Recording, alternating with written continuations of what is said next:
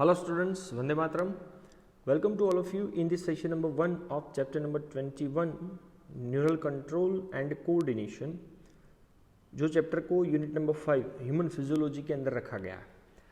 तो बॉडी के अंदर जो नर्वस सिस्टम है वो पूरा कंट्रोल और कोऑर्डिनेशन किस तरह से करती है। तो first of all introductory part of this chapter, we know that within our body there are the lots of physiological as well as life process is going on at a time. So इतनी सारी physiological और life process को control और coordinate करने के लिए हमारी body के अंदर दो सिस्टम, पहला नर्वस सिस्टम और दूसरा चैप्टर नंबर 22 के अंदर जो हमने डिस्कस किया था एंडोक्राइन सिस्टम। सो बॉडी के अंदर तो कितने सारे नंबर ऑफ ऑर्गन्स है और ऑर्गन सिस्टम है। ईच एंड एवरी ऑर्गन और ऑर्गन सिस्टम के फंक्शंस कोऑर्डिनेट होने चाहिए ताकि हमारी बॉडी के अंदर होम्योस्टेसिस का प्रोसेस मेंटेन हो सके। तो होम्योस्टेसिस का मतलब है internal stability according to the environmental condition, कि भाई बॉडी के अंदर सब स्मूथली चले। तो स्मूथली चलाने के लिए जितने भी ऑर्गन्स या तो ऑर्गन सिस्टम है उनके बीच में प्रॉपर वे में कोऑर्डिनेशन होना चाहिए ताकि होम्योस्टेसिस मेंटेन हो सके। सो कोऑर्डिनेशन का मतलब क्या है, एक ऐसी प्रोसेस जिसके अंदर दो या तो दो से ज़्यादा नंबर ऑफ ऑर्गन्स एक दूसरे के साथ इंटरेक्शंस करेंगे, एक दूसरे को कोऑपरेट करेंगे, as well as complement the functions of each other, एक दूसरे के फंक्शंस को स्मूथली चलाने के लिए सपोर्ट प्रोवाइड करेंगे। जैसे कि चलो आपको एक एग्जांपल दिया है, when we doing a physical exercise energy की जो डिमांड है वो इंक्रीज हो जाती है for maintaining increased muscular activity, क्योंकि एक्सरसाइज के टाइम पे मस्कुलर एक्टिविटी बढ़ेगी तो ज़्यादा एनर्जी की जरूरत पड़ेगी, इवन ऑक्सीजन का सप्लाई भी हमें ज़्यादा करना पड़ेगा। So the increased supply of oxygen necessitates increase in the rate of respiration. अब ऑक्सीजन की जरूरत ज़्यादा है तो रेस्पिरेशन की रेट भी ज़्यादा चाहिए, हार्ट बीट भी ज़्यादा स्पीड से होगी, ब्लड का फ्लो भी बढ़ाना पड़ेगा थ्रू दी ब्लड वेसल्स। तो ये सब कब इंक्रीज होगा? During the time of start of physical exercise. जब फिजिकल एक्सरसाइज फिर से स्टॉप कर दोगे, the activities of nerves, lungs, heart and kidney gradually return to their normal condition. ऐसा नहीं है कि नर्व्स पहले नॉर्मल में आ जाएंगे, ये सब काम करते रहेंगे, उसके बाद लंग्स नॉर्मल में आएगा, ऐसा नहीं। एट अ टाइम सब रिक्वायरमेंट इंक्रीज करने के लिए काम पे भी लगेंगे और रिक्वायरमेंट की अगर ज़रूरत नहीं है तो फिर से सब नॉर्मल कंडीशन में आ जाते हैं।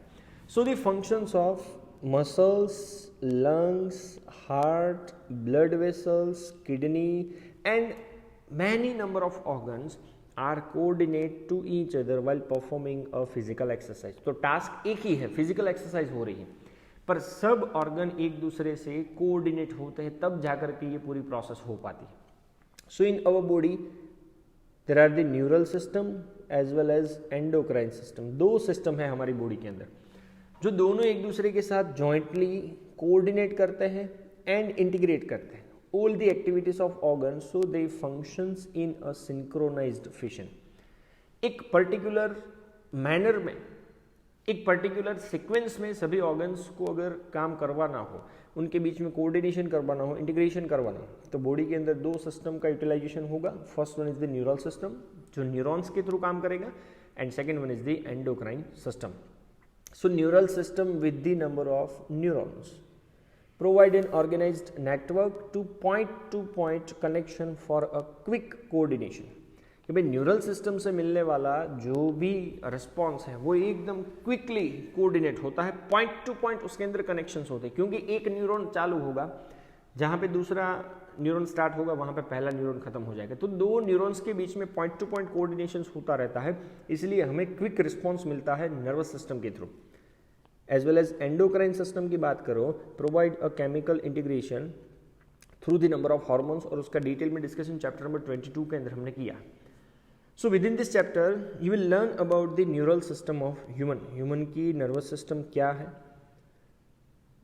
mechanism of neural coordinations like transmission of nerve impulse, कि जो भी एक्शन पोटेंशियल या तो नर्व इम्पल्स मैसेजेस एक न्यूरॉन से दूसरे न्यूरॉन के पास या तो न्यूरॉन से ऑर्गन के पास कैसे ट्रांसफर होते हैं, even conduction across a synapse gap between to neuron.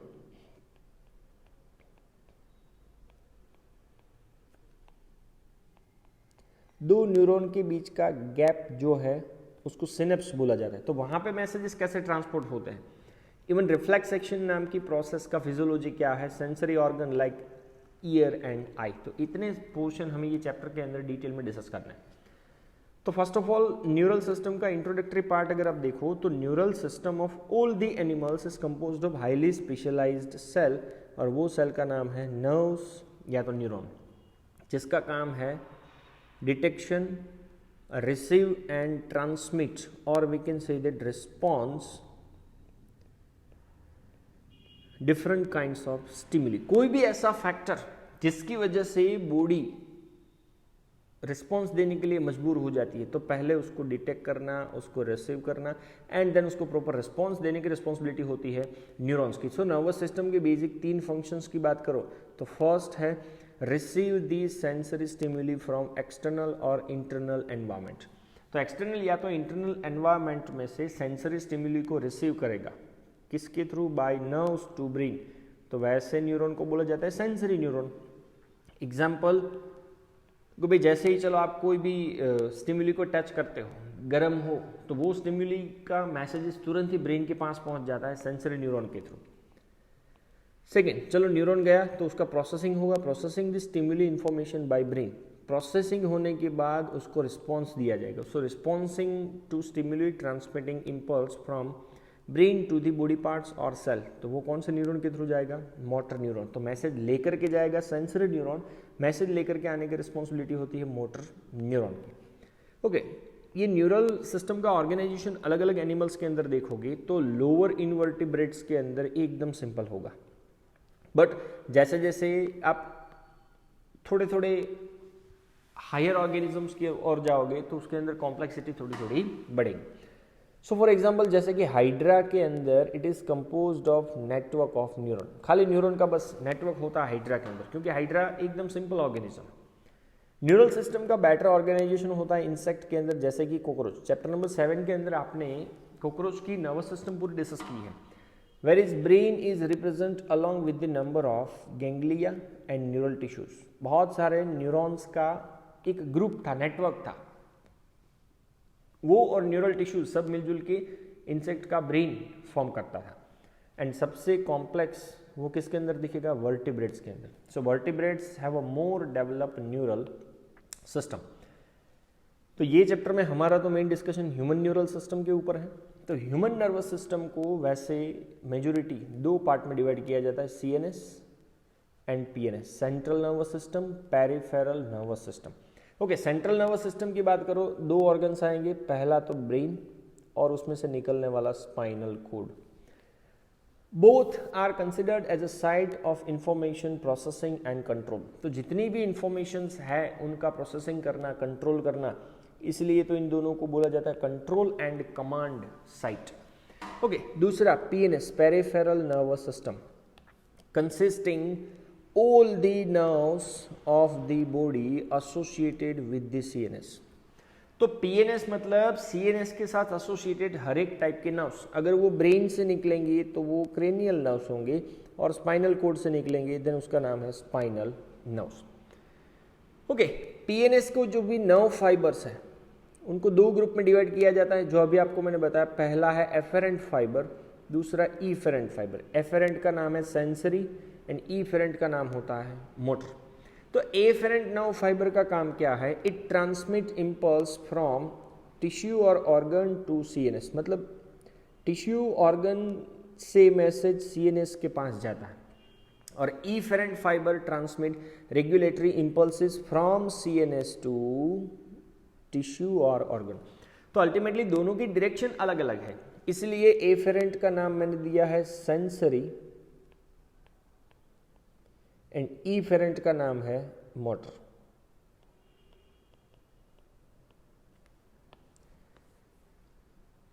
Okay, then PNS पूरी सिस्टम जो है उनको 2 डिवीजन के अंदर डिवाइड किया जाता है। Number 1 is the somatic neural system and number 2 is the autonomic neural system. तो सोमेटिक को कभी कभार वॉलेंटरी में कंसिडर कर सकते हैं,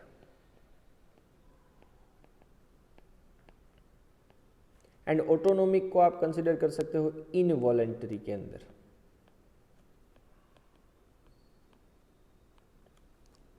The first somatic neural system, it transmit relay impulse from CNS to skeletal muscle.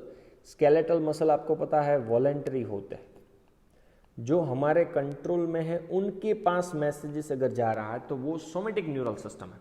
Whereas autonomic की बात करो तो transfer the impulses from CNS to involuntary organs and smooth muscles of the body, जो हमारे control में नहीं होते हैं उनकी बात चल रही है. तो एक हो गया सोमेटिक न्यूरल सिस्टम एंड दूसरा autonomic neural system. Even autonomic neural system जो इनवॉलेंटरी है उसको भी दो अलग अलग ग्रुप में डिवाइड किया जाता है. Number 1 sympathetic neural system and number 2 parasympathetic neural system. तो ज़्यादातर सिंपैथेटिक एक्साइटेड स्टेट के लिए रिस्पॉन्सिबल माना जाता है एंड एक्साइटेड से फिर नॉर्मल स्टेज के लिए कौन रिस्पॉन्सिबल माना जाता है? Parasympathetic neural system. जैसे एग्जांपल दूं कि भाई हार्ट बीट को एक्सेलरेट करना तो सिंपैथेटिक, और डी एक्सेलरेट करना हो तो कौन यूज होगा? Parasympathetic neural system. इसके अलावा एक स्पेशल टाइप्स का neural system visceral nervous system, internally located, या तो विसरल का एक सिंपल मतलब होता है इंटरनल होलो ऑर्गन्स.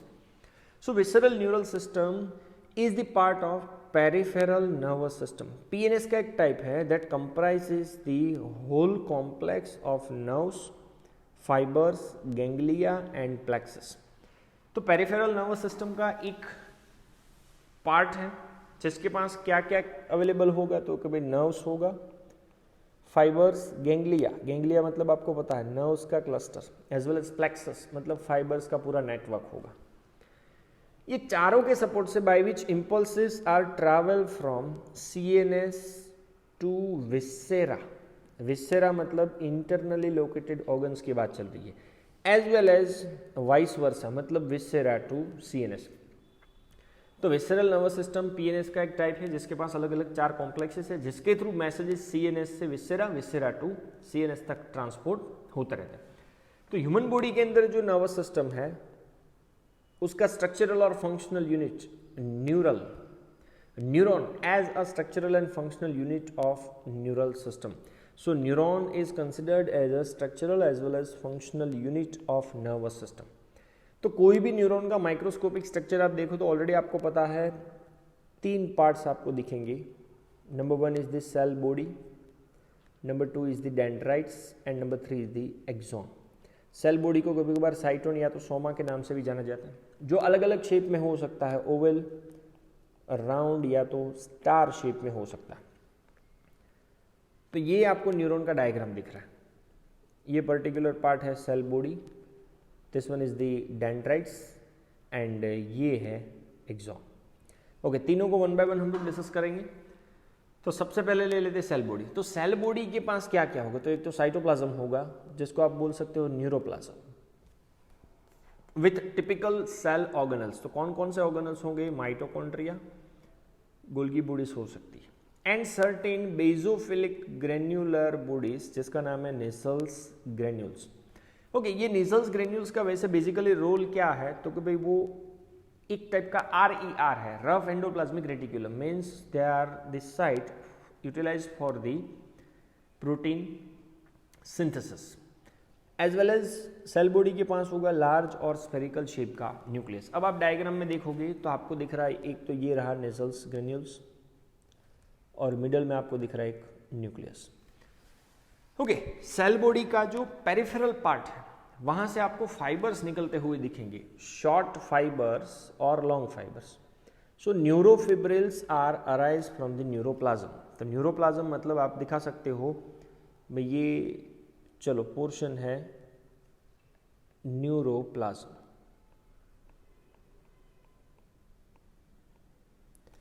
तो न्यूरोप्लाज्म के पेरिफेरल पार्ट से 2 टाइप के फाइबर्स आपको निकलते हुए दिख रहे हैं जिसका नाम है न्यूरोफिब्रिल्स. तो न्यूरोफिब्रिल्स अगर शॉर्ट है which is branch repeatedly and project out of the cell body is also contains nasal granules and are called as dendrites. तो बहुत सारे several short branched और tapering structure जिसके पास nasal granules की availability है वो है आपका dendrites. तो ये short fiber हो गया. उसके बाद चलते हैं ये फाइबर्स का पहले तो चलो मैं आपको फंक्शन बता देता हूं कि this fiber transmit impulses towards the cell body, cell body के नजदीक वो मैसेजेस ला रहा है, तो वो फाइबर का नाम होगा एफेरेंट फाइबर। तो मैसेजेस का डायरेक्शन आपको इस हिसाब से दिखाना है कि हर एक डेंड्राइट्स का काम क्या है, मैसेजेस को सेल बॉडी के नजदीक लाना, इसलिए उसका नाम है एफेरेंट फाइबर। दूसरा है axon, long fiber. So axon is the long fiber distal end of which is branch. Distal मतलब दूर का, जो थोड़ा सा सेल बॉडी से अवे होगा। So single long cylindrical with uniform diameter, unbranched है but at the end it is branched. तो आप एक्सॉन का स्ट्रक्चर अगर देखोगे तो ये रहा एक्सॉन का स्ट्रक्चर, पर उसका जो एंडिंग पार्ट है वहां पे आपको ब्रांचिंग दिख रही है। Okay, now each branch terminate as a bulb like structure और स्लाइट स्वेलिंग स्ट्रक्चर होगा, जो स्ट्रक्चर का नाम सिनेप्टिक नोब। ये सिनेप्टिक नोब के पास स्पेशल टाइप्स की वेसिकल्स होती है जिसका नाम है synaptic vesicles, and which containing one chemical, this chemical is considered as a neurotransmitter, जिसको बोला जाता है एसिटाइलचोलाइन। तो अब डायग्राम के अंदर देखोगे तो ये उसका सिनेप्टिक नोब है, जो सिनेप्टिक नोब के अंदर छोटी छोटी सिनेप्टिक वेसिकल्स होती है और वो वेसिकल्स से न्यूरोट्रांसमीटर जैसे कि एसिटाइलचोलाइन सिक्रीट होता रहता है for the transportation of nerve impulses. Okay, अब एक्सॉन का काम क्या है? Transmit nerve impulse away from the cell body to synapse और टू न्यूरोमस्कुलर जंक्शन। अब ये सेल बॉडी से मैसेज इसको दूर लेकर के जाता है, इसलिए ये फाइबर का नाम क्या है? Efferent fibre. तो आप एक्सॉन के अंदर दिखा सकते हो कि वो सेल बॉडी से मैसेज को दूर लेकर के जाता है, इसलिए उसका नाम है ईफेरेंट फाइबर। ये पार्ट है axon, hillock down signal to the axon, कि भाई एक्सॉन की और मैसेजेस आने स्टार्ट होंगे। एंड एक्सॉन के प्लाज्मा मेम्ब्रेन को बोला जाता है एक्सोलेमा, जैसे मैंने स्केलेटल मसल के अंदर आपको बताया था सार्कोलेमा, यहाँ पे मेम्ब्रेन ऑफ एक्सॉन को बोला जाता है axolemma. Okay, now we know that there is no direct physical contact between terminal branches of an axon of a neuron and dendrites of the following neuron. Ultimately, दो neuron के बीच में कभी भी physical contact नहीं होता है, always there must be a short gap, और ये फिजिकल शॉर्ट गैप को क्या बोला जाता है? Is considered as a synapse. कि भाई मैं यहाँ पे एक दूसरा न्यूरॉन दिखा दूँ, भाई ये चलो दूसरा न्यूरॉन है, तो ऑलवेज वो दोनों न्यूरॉन के बीच में इतना सा फिजिकल गैप जो है, वो फिजिकल गैप का नाम क्या है? Synapse. Okay, now based on the number of axon and dendrites, कि कितने एक्सॉन और कितने डेंड्राइट्स है, उसके हिसाब से न्यूरॉन्स को तीन ग्रुप में डिवाइड किया जाता है। पहला है मल्टीपोलर। तो मल्टीपोलर के लिए आप वर्ड यूज कर सकते हो कि एक एक्सॉन होगा, दो और दो से ज्यादा नंबर ऑफ डेंड्राइट्स होंगे। सो ये सेरेब्रल कॉर्टेक्स के अंदर दिखेगा, ब्रेन के बाहर का जो कवर है वहां पे आपको मल्टीपोलर न्यूरॉन दिखेंगे। बाइपोलर, तो बाइपोलर में एक एक्सॉन होगा और एक डेंड्राइट्स होगा। जो ह्यूमन आई का most important delicate structure retina होगा उसके अंदर दिखेगा। And number 3 unipolar, cell body with one axon only, जो डेंड्राइट्स का भी काम करेगा, एक्सॉन का भी काम करेगा। एम्ब्रियोनिक स्टेज में, before the birth embryonic stage में ये न्यूरॉन्स बॉडी के अंदर होते हैं। तो ये तीनों के आपको डायग्राम दिख रहा है कि पहला यूनिपोलर है, खाली एक ही एक्सॉन है, दूसरा बाइपोलर है, एक्सॉन और डेंड्राइट्स दोनों है, और तीसरा है मल्टीपोलर जिसमें एक एक्सॉन है और एक से ज़्यादा नंबर ऑफ डेंड्राइट्स होंगे। ओके, अब स्पेशली आप बात करो तो कोई भी न्यूरॉन के अंदर एक्सॉन्स जो होते हैं ना, वो एक्सॉन दो टाइप्स के होते हैं। Number 1 is the myelinated and number 2 is the non myelinated. अब दोनों के बीच में बेसिक डिफरेंसेस क्या है? तो पहले बात कर लेते हैं माइलिनेटेड नर्व फाइबर्स की। तो myelinated nerve fibers have a two sheath, are enveloped by a two sheath. Outer side पे जो होगा उसका नाम न्यूरिलेमा है, या तो आप बोल सकते हो made up by Schwann's cell. Which form a myelin sheath around the axon. तो सबसे बाहर होगा आउटर न्यूरिलेमा, स्वान सेल्स से बना होगा, और उसके अंदर होगा दूसरा शीट जिसका नाम है myelin sheath. Okay, myelin sheath inner side पे अरेंज होगा, थोड़ा सा थिक। किससे बना होगा? It is made up bye white shining fatty substances जिसका नाम है माइलिन। ओके, ये माइलिन इंसुलेटिंग लेयर का काम करता है, मीन्स कोई भी इंपल्सेस को लीकेज होने से रोकेगा। सो आप डायग्राम के अंदर देखो, तो ये रहा माइलिन शीट, और माइलिन शीट के बाहर स्वान सेल। जो स्वान सेल से बने हुए लेयर को हम लोग कंसिडर कर सकते हैं as a neurilemma. Okay, now there is a present of gap between two adjacent myelin sheet. ये माइलिन शीट याद रखना कभी भी कंटिन्यूअस नहीं होती है। दो माइलिन शीट या तो माइलिन शीट के बीच में छोटे छोटे गैप्स होते हैं, वो गैप का नाम है नोड ऑफ रेनवियर। तो ये नोड ऑफ रेनवियर का व्यू आप डायग्राम के अंदर देखोगे तो ये रहा माइलिन शीट के बीच का गैप, जो गैप का नाम है नोड ऑफ रेनवियर। ओके, ये माइलिनेटेड फाइबर्स जो है, माइलिनेटेड एक्सॉन्स वाले न्यूरॉन्स जो है, वो ज़्यादातर हम लोगों को कहाँ पे मिलेंगे? Found in the spinal as well as cranial nerves, की ब्रेन से निकलने वाले नर्व्स और स्पाइनल कोड से निकलने वाले नर्व्स के अंदर माइलिनेटेड नर्व फाइबर्स होते हैं। दूसरा टाइप था अनमाइलिनेटेड या तो non myelinated nerve fiber, is enclosed by Schwann cell that does not form a myelin sheath. मतलब इनके पास खाली कितनी शीट होगी? एक ही शीट होगी, जिसको बोला था स्वान सेल्स या तो न्यूरिलेमा। माइलिन शीट नहीं है around the axon, and it is commonly found in the autonomous as well as somatic neural system. तो ऑटोनोमस और सोमेटिक न्यूरल सिस्टम के अंदर दिखने वाला अनमाइलिनेटेड नर्व फाइबर, अब ऑब्वियसली माइलिन शीट ही नहीं है, तो माइलिन शीट के बीच का गैप या तो रेनवियर नोड आपको उसके अंदर कभी भी नहीं दिखेगा। So this all are related with the general introduction of nervous system और structure of neuron. Thank you very much. जय हिंद।